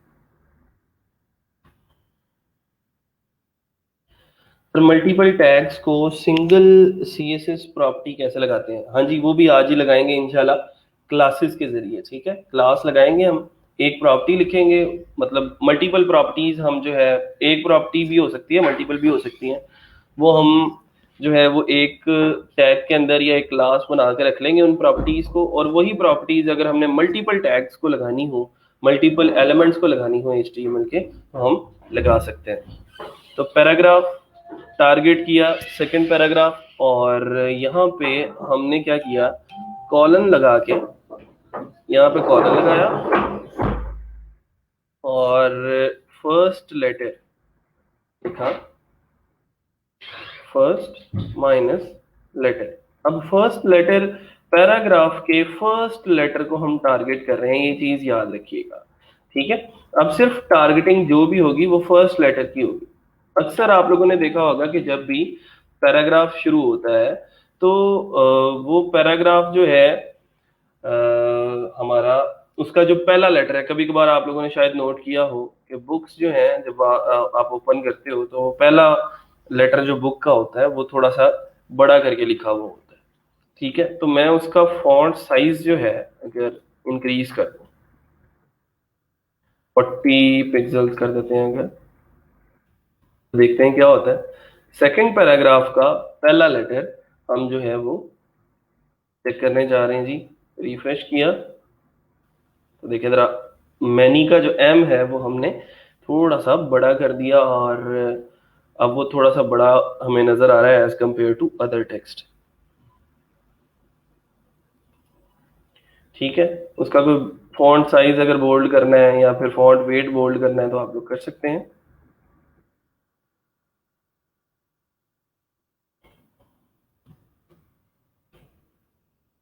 नहीं जी, अब वो फॉन्ट वेट जो है वो उसका एम का जो है वो भी बोल्ड हो गया। अब देखें, सिंपल हम इसी एम को टारगेट कर रहे हैं, और सेकंड मतलब आपका कहने का सिंपल मेरा ये है कि आप जिस एलिमेंट को चाहें HTML के अंदर टारगेट करें, उसको अपनी प्रॉपर्टीज लगाएं, अपनी मर्जी की प्रॉपर्टीज लगाएं, जैसे मर्जी मैनेज करें उसको, और सिर्फ आपको पता होना चाहिए कि मैंने ये काम करना कैसे है। ठीक है, तो ये प्रॉपर्टीज, ये टैग्स आप लोगों की नज़र से एक दफ़ा गुजर जाएंगे तो चीज़ें समझ में आना शुरू हो जाएंगी। जब आप इसको इम्प्लीमेंट करेंगे तो और चीज़ें क्लियर हो जाएंगी।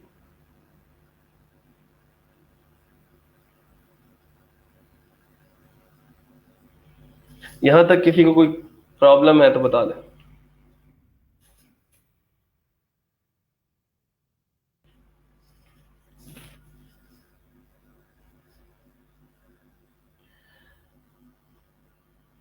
मैंने एक पैराग्राफ को टारगेट किया है, मैं दोबारा से रिपीट कर रहा हूँ। ये सेकंड पैराग्राफ था जो यहाँ से शुरू हो रहा था और यहाँ पे एंड हो रहा था। ठीक है, उसको मैंने आईडी असाइन की P2 की।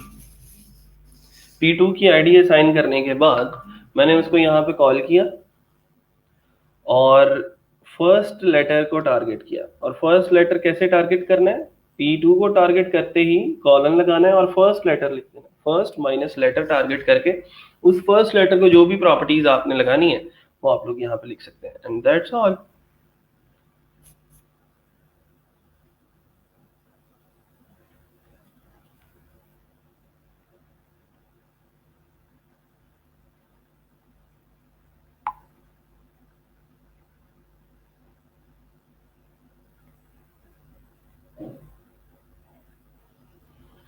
और किसी को अगर रिवीजन चाहिए तो बता दें।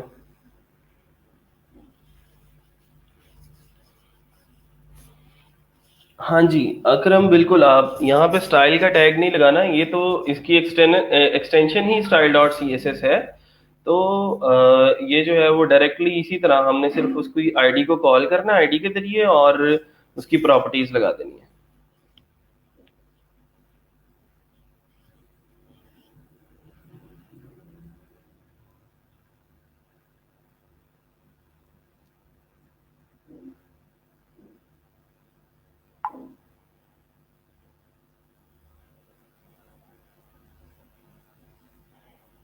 हाँ जी कैपिटल है, जो मर्जी प्रॉपर्टी लगाएं उसको, जैसे मर्जी करें आप।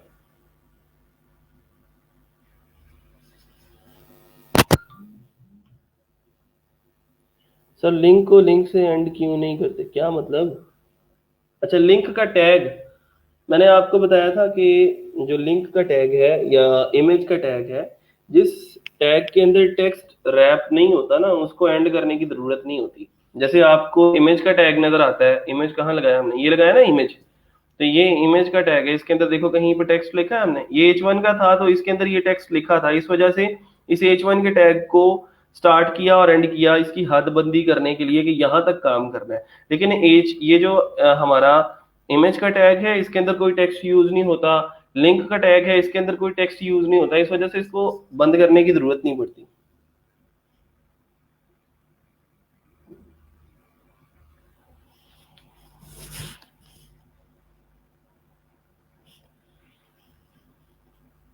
हर वर्ड का फर्स्ट लेटर इस तरह से बोल्ड कर सकते हैं भाई, अलग अलग जाके प्रॉपर्टी लगानी पड़ेगी ना तुम्हें। कैपिटलाइज में तो आपको जो है वो सिर्फ कैपिटल करके देना है उस वर्ड को, बाद में उस वर्ड को अलग से स्पैन के टैग के अंदर रख के अगर तुम लगाना चाहते हो, इतना काम करना चाहते हो तो कर लो, ठीक है। कर सब कुछ ही कर सकते हैं, लेकिन बात यह कि करना वो है जो चीज अच्छी लगती है, जो चीज सूट करती है, जिसका तुक बनता है, उस काम को करना है। बाकी जिस जो चीजें अच्छी नहीं लग रही हमें स्टाइलिंग के अंदर, वो हम क्यों इम्प्लीमेंट करें।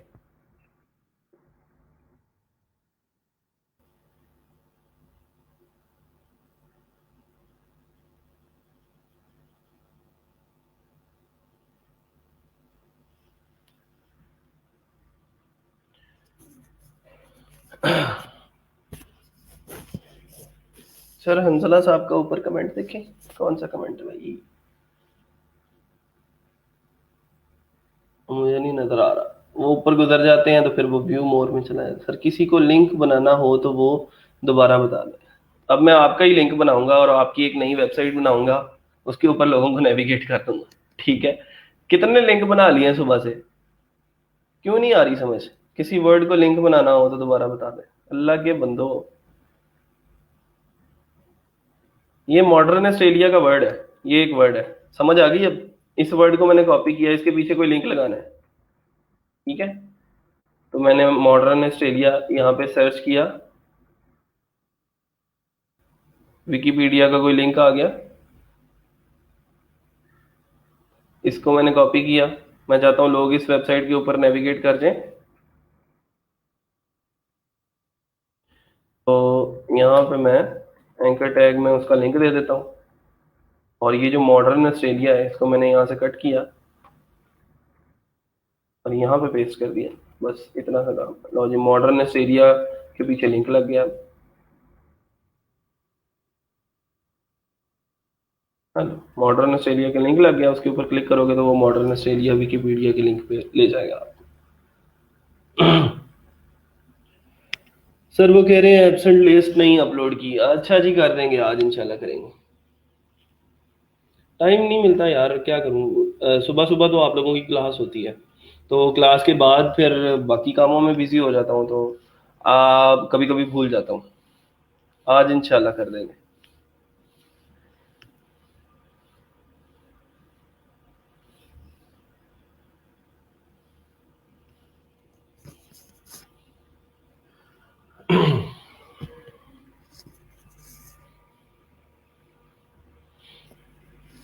अब किसी को कोई मसला है, कोई चीजें क्लियर नहीं हुई तो बता सकते हैं।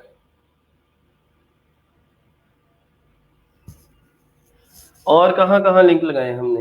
हमने लिंक लगाया था एक स्कॉलरशिप पे, अगर मिल जाए हमें तो। ये स्कॉलरशिप के ऊपर लिंक लगाया था सर, इवनिंग में कर, हाँ जी इंशाल्लाह मैं आज इंशाल्लाह लाजमी करूंगा। ये लेक्चर के फौरन बात कर देता हूँ, फिर इवनिंग में तो बिल्कुल भी नहीं याद रहेगा आज ही।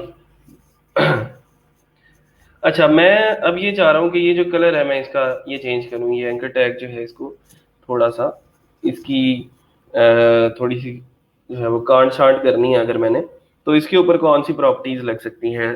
स्कॉलरशिप नीचे था, स्कॉलरशिप स्कॉलरशिप ये लगाया था, ये देखें जी स्कॉलरशिप के ऊपर लिंक लगा हुआ है और ये एंकर टैग है। इसके अंदर जो है वो हमने जाके स्टाइल का टैग शुरू कर देना। ठीक है, और स्टाइल का टैग शुरू करके सर का ये कसूर, हाँ जी हाँ जी, सारा कसूर ही मेरा है, बिल्कुल सही बात है। ठीक है ठीक है। अच्छा, स्टाइल का टैग शुरू करके मैंने इसका जो कलर है वो अगर चेंज करना चाहता हूँ तो मैं इसको हॉट पिंक कर देता हूँ, लेट सपोज। चेक करते हैं इसका कलर चेंज हुआ ही नहीं, तो देखिए जरा उसका कलर जो है वो पिंक हो चुका है। लेकिन अब ये लगेगा नहीं कि ये लिंक है कोई। ठीक है। अच्छा, फिर इसके बाद एक हॉवर की प्रॉपर्टी होती है। अगर मैं उसको यहाँ पे टारगेट कर लूँ, इधर style dot C S S के अंदर, आप सीधा सीधा भी ए को टारगेट कर सकते हैं कि सारे के सारे ए टारगेट हों और उनका जो कलर है वो हो जाए जी हॉट पिंक।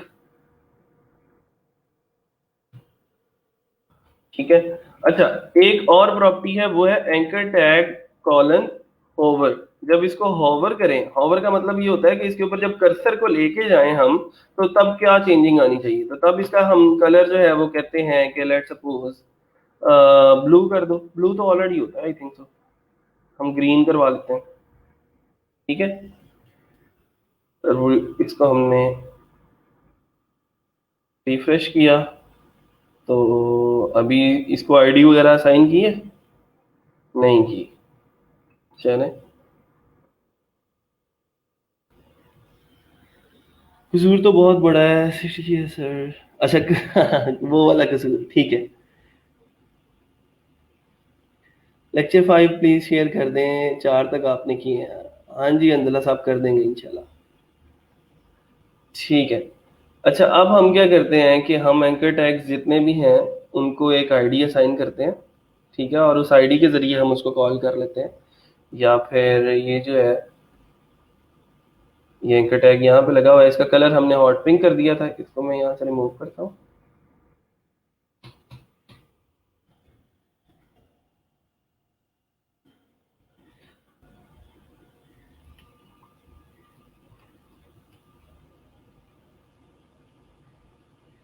ठीक है, अब ये जो हॉट पिंक आ रहा है ये हमारा आ रहा है यहाँ से, ये जो हमारी एक्सटर्नल सी एस एस है। तो एक्सटर्नल सी एस एस के अंदर हमने उसका लिंक का टैग हॉट पिंक किया था और हमने बोला कि जब हॉवर करें तो इसका कलर ग्रीन हो जाए। तो देखें ज़रा उसकी आउटपुट, कि हॉवर करते हैं तो इसका कलर ग्रीन हो जाता है, और जब जो है वो हम वैसे हॉवर नहीं करते तो तब उसका कलर जो है वो पिंक होता है। तो इसको आप इस तरह से मैनेज कर सकते हैं, इस तरह से आगे लेके चल सकते हैं।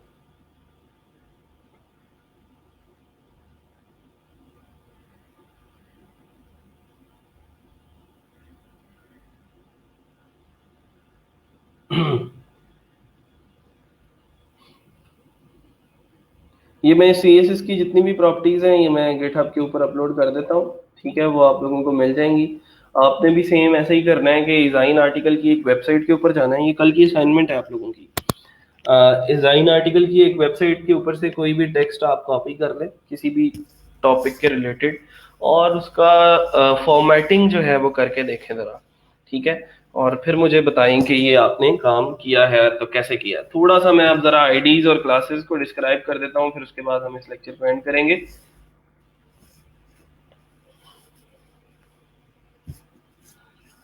आईडीज हम पढ़ चुके हैं, क्लासेस की बात करते हैं अब, ताकि हमें डिफरेंस जो है वो भी पता चल जाए।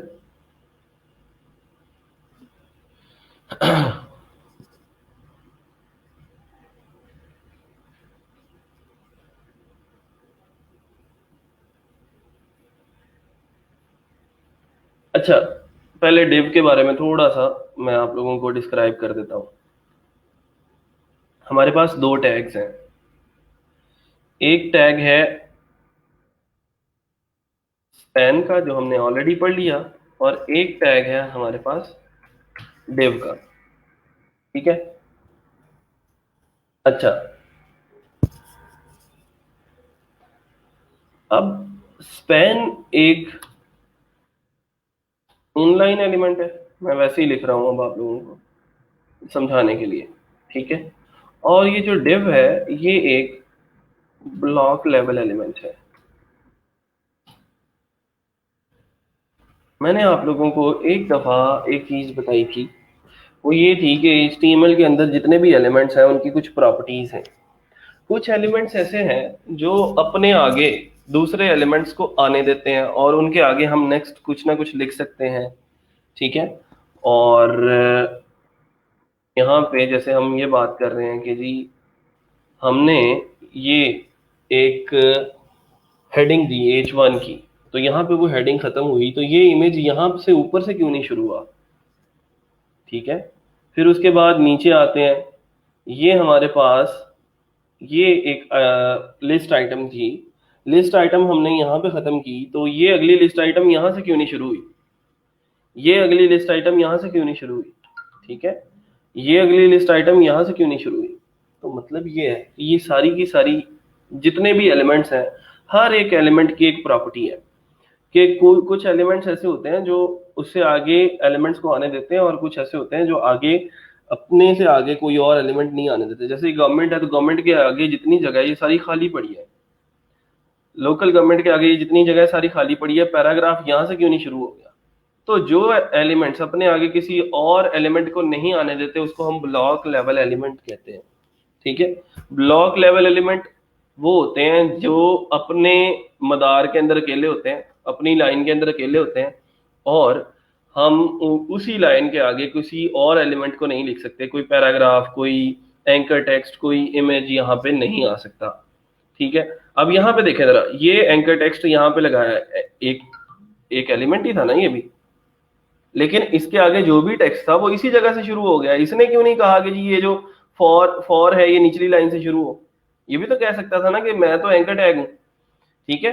तो फॉर जो है इसी लाइन से स्टार्ट हुआ है, इसका मतलब ये है कि अब जो है ये फॉर, ये जो स्कॉलरशिप है ये एक इनलाइन एलिमेंट है। ठीक है। और जो ब्लॉक लेवल एलिमेंट है वो अपनी लाइन के अंदर किसी और एलिमेंट को आने नहीं देता। यहां तक अगर किसी को ब्लॉक लेवल और इनलाइन एलिमेंट की समझ नहीं आई तो बता दें।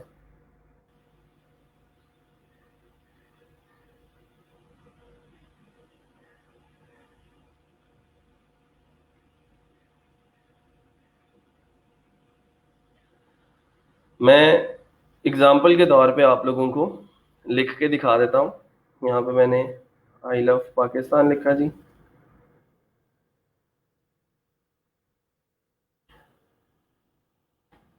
एक और स्पेन का टैग शुरू किया और उसके अंदर मैंने कोई टेक्स्ट डाल दिया, आई हेट इंडिया। और ये जो डिव है इसके अंदर भी मैंने आई लव पाकिस्तान लिखा।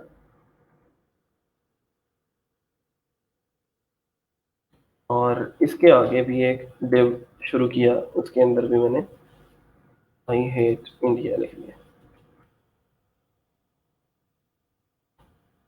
इन दोनों के जो बिहेवियर्स हैं उनको, उनके दरमियान में जो फर्क है उसको वाजे करने के लिए मैं आपको ये एग्जांपल दे रहा हूँ। रिफ्रेश करते हैं तो देखिए जरा, आई लव पाकिस्तान और आई लव पाकिस्तान जो ऊपर वाला था, वो दोनों आई लव पाकिस्तान और आई हेट इंडिया जो मैंने स्पैन के अंदर लिखे थे, वो दोनों एक ही लाइन में आ गए। क्यों? क्योंकि स्पैन एक इन लाइन एलिमेंट है, लेकिन एक डिव जिस लाइन में आ जाता है वो अगले डिव को उसी लाइन के अंदर नहीं आने देता। इस वजह से जहां जिस लाइन में आई लव पाकिस्तान आ गया, उसने लाइन ब्रेक कर दी वहां से, और आई हेट इंडिया को वो नेक्स्ट लाइन के अंदर ले। ठीक है, यहां तक किसी को कोई मसला है तो आप लोग बता सकते हैं। सर इमेज का टैग ब्लॉक लेवल है। इमेज का टैग ये देखें, ये इमेज लगाया मैंने यहाँ से, इस इमेज के बाद अगली लाइन से पैराग्राफ शुरू है। अब ये देखो कि पैराग्राफ ब्लॉक लेवल है या इमेज ब्लॉक लेवल है, ये दोनों मिक्सअप करके चेक किया करो खुद से। अब थोड़ा सा प्रैक्टिस करके देखो। आई हेट इसराइल सर, हाँ जी जी बिल्कुल, वो लिख लें जैसे आपकी अपनी मर्जी है, लेकिन मेरा मकसद जो था कि स्पैन एक इनलाइन एलिमेंट है और जो डिव है वो एक ब्लॉक लेवल एलिमेंट है। अब डिव के जरिए हम क्या करते हैं, डिव के अंदर कोई टेक्स्ट रैप अप कर सकते हैं। हम एक डिव के अंदर बहुत सारे टैग्स लिख सकते हैं। मैं अगर इस डिव को खत्म करता हूँ, ठीक है, इस स्पैन को भी खत्म करते हैं, और इसको भी खत्म करते हैं। ये एक डिव का टैग स्टार्ट किया और एंड किया, बस यहाँ पे मैंने एक h1 का टैग लिख दिया। ठीक है, अच्छा एक और फायदा जो इसका है वो मैं आप लोगों को बता देता हूँ। h1 का टैग लिख दिया, फिर ये पैराग्राफ का टैग लिखा, उसके अंदर कोई हमने कोई 50 वर्ड्स का जो है वो आ, लिख दिया टेक्स्ट। ठीक है, दो चार पैराग्राफ इसके अंदर हमने कॉपी करके रख लिए।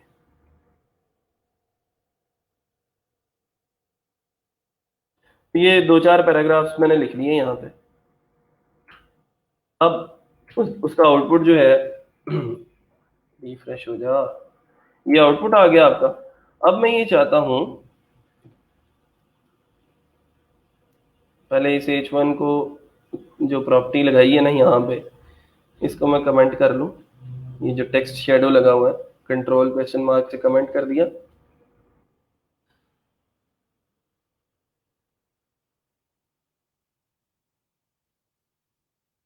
और भी लगाया कहीं?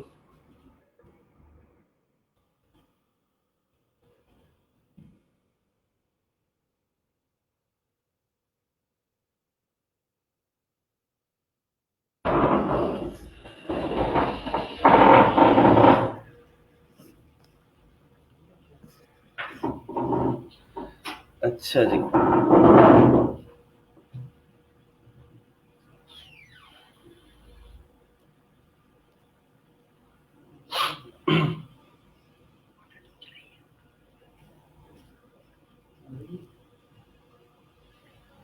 अब मैं ये चाहता हूँ कि ये जो डिव के अंदर मैंने जितने भी एलिमेंट्स रखे हैं इन सबको मैं कलेक्टिवली कोई प्रॉपर्टी लगाना चाहता हूँ। एक काम तो ये था ना कि हमने बार बार h1 में गए उसको अलग से टारगेट किया, पैराग्राफ में गए उसको अलग से टारगेट किया, इस पैराग्राफ को अलग से टारगेट किया। अब इस डिव के अंदर मल्टीपल एलिमेंट्स को जब हमने एग्जैक्टली सेम प्रॉपर्टी लगानी होती है, तो मैं इसके डिव के स्टाइल में जाता हूँ और मैं इसका कलर जो है वो चेंज कर देता हूँ। कलर जो है वो मैं इसका पिंक कर देता हूँ। ठीक है, तो तब उस सेक्शन के अंदर, उस डिव के अंदर जितने भी एलिमेंट्स आ गए सारे के सारे वो जो है वो पिंक हो जाएंगे।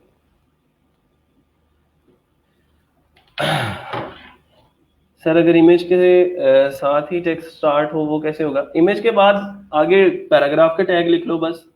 आज के लेक्चर की समरी बता दीजिएगा एक बार। हाँ जी मैं बता दूंगा।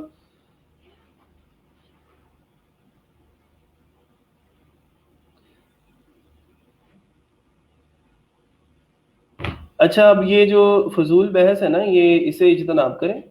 जो लेक्चर के अकॉर्डिंग आप लोगों को कमेंट्स हैं, जो आप लोगों की जितनी भी क्यूरीज हैं मैं उसको एंटरटेन करूंगा।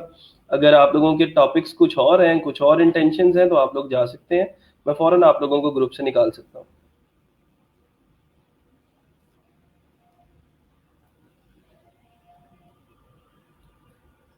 ले जी, नो नहीं जी, पिंक से मुझे कोई मोहब्बत नहीं है। मैं आप लोगों को सिर्फ सिखाने के लिए कोई भी कलर जो है वो हम लगा लेते हैं, इसमें कोई मसला नहीं है।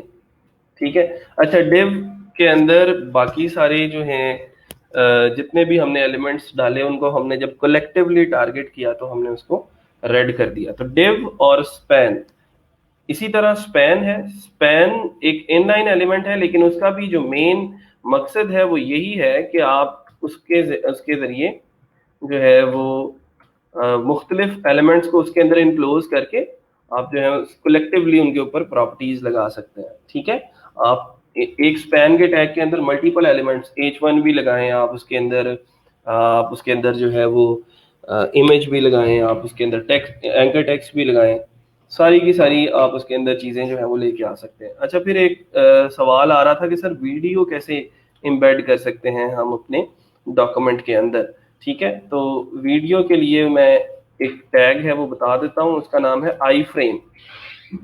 ठीक है, आई फ्रेम का टैग है, उसके अंदर एक सोर्स का टैग है। सोर्स के अंदर हमने क्या करना होता है कि यूट्यूब की कोई वीडियो जो है वो अपलोड करनी होती है। ठीक है, हम यहाँ पे लिख लेते हैं सर प्रॉपर्टीज की डॉक्यूमेंट फाइल भी शेयर कर दीजिएगा गिटहब। हाँ जी, मैं इंशाल्लाह कर देता हूँ, रिवाइज करने में आसानी हो जाएगी। ठीक है, अच्छा हम क्या करते हैं कि हम यहाँ पे कोई वीडियो जो है वो यूट्यूब की वो इम्प्लीमेंट करने की कोशिश करते हैं यहाँ पे। तो मैं यहाँ पे लिखता हूँ कि जी इलेक्ट्रॉनिक्स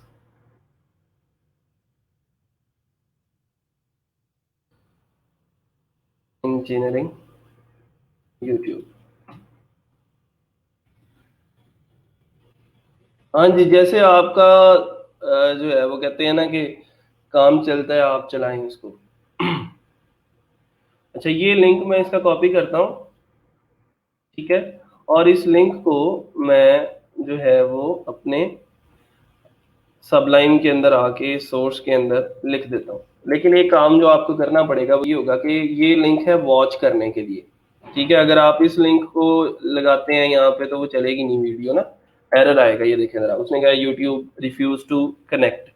ठीक है, इससे बचने के लिए ये इतना हिस्सा इस लिंक का जो है वॉच क्वेश्चन मार्क और ये वी इक्वल टू सब, ये खत्म कर देना है आपने, और यहाँ पे लिखना है इम्बेड। ठीक है, इम्बेड डाल के आपने इम्बेड के फौरन बाद एक स्लैश लगा देनी है, तो वो वीडियो जो है वो हमारे डॉक्यूमेंट के अंदर इम्बेड हो जाएगी और यहाँ पे जो है वो प्ले करना शुरू हो जाएगी वीडियो। तो ये देखें जी, अब वो वीडियो जो हमने यहाँ से यूट्यूब से उठाई थी वो यहाँ पे प्ले हो रही है। अब इसकी विड्थ और हाइट वगैरह आप लोगों की अब अपनी मर्जी है, आपने उसकी विड्थ और हाइट को कैसे सेटअप करना है। ठीक है, यहाँ पे आप उसकी विड्थ की भी प्रॉपर्टी लगा सकते हैं। विड्थ मैं इसकी 100% कर देता हूँ। ठीक है, विड्थ 100% हो गई, फिर उसके बाद इसकी हाइट को मैनेज कर लें। एच आई हाइट जो है वो हम इसकी कर देते हैं लेट सपोज 400 पिक्सल्स। हाँ जी, हाँ जी, इमेज इधर से भी लगा सकते हैं, आपकी अपनी मर्जी। लो जी, अब हमारे डॉक्यूमेंट के अंदर एक वीडियो भी एम्बेड हो चुकी है। आई थिंक सो कि वीडियो लगाना भी अब आप लोगों को आ गया होगा, कोई इतना मुश्किल काम नहीं है। सिंपल वॉच की बजाय हम यहाँ पे एम्बेड लिखेंगे और बाकी अगला जो यूजर नेम है वो यही रहेगा। सेम वही तरीका है जो इमेज लगाने का तरीका है। सिंपल आपने उसकी जो एक्सटेंशन है, जैसे हम वहाँ पे .png या .jpg करते थे, यहाँ पे आपने वीडियो की जो भी एक्सटेंशन है वो आप लोग लगा सकते हैं।